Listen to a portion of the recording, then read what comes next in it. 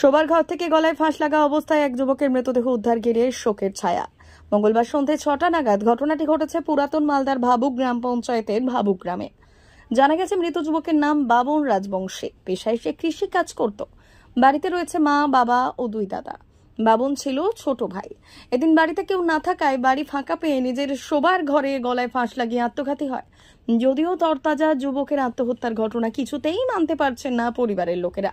তবে এই আত্মহত্যার পেছনে কারণ খুঁজতে তদন্তে নেমেছে পুলিশ।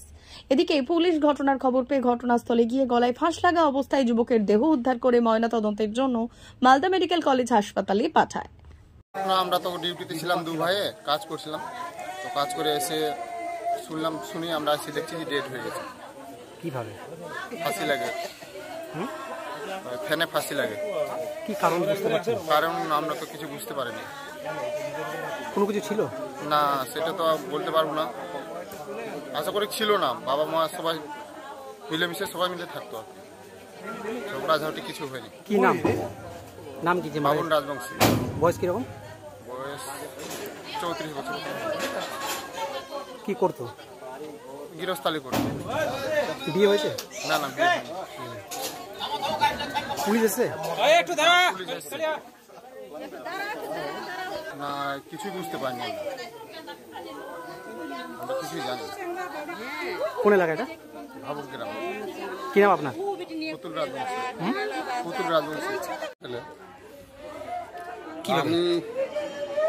আমি আর ওর মা দুপুরবেলা ভাত খেলাম বেলা 1টার সময়।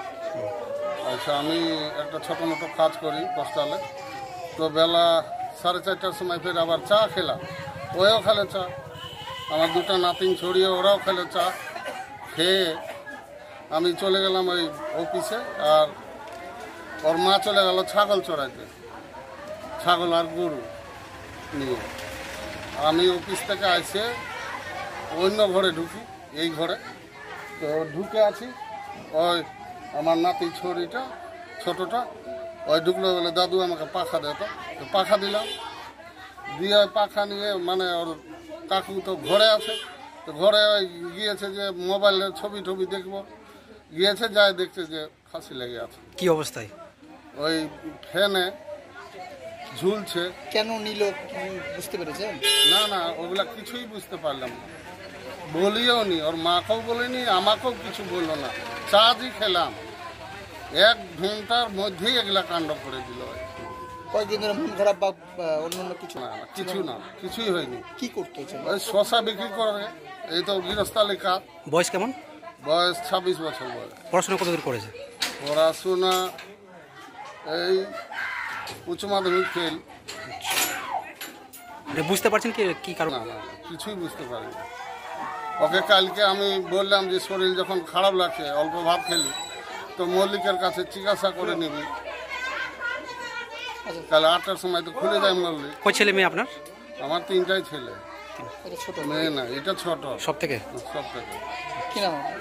বাবন রাজবংশী। আপনার নাম? আমার নাম Nandi Rajbanshi. 399 hotel and restaurant, Narayangarh bypass, পশ্চিম মেদিনীপুর।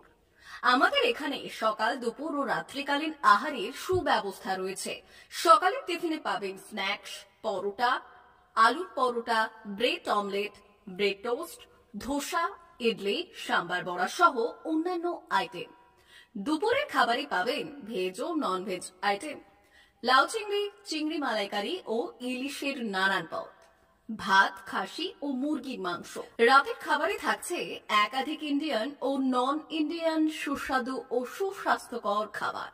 সুলভ মূল্যে ও পরিচ্ছন্ন খাবারের একটাই ঠিকানা, P99 hotel and restaurant, Narayangarh bypass, Narayangarh, পশ্চিম মেদিনীপুর। বিশেষ দ্রষ্টব্য, আমাদের এখানে সকল অনুষ্ঠানে খাবারের অর্ডার নেওয়া হয়।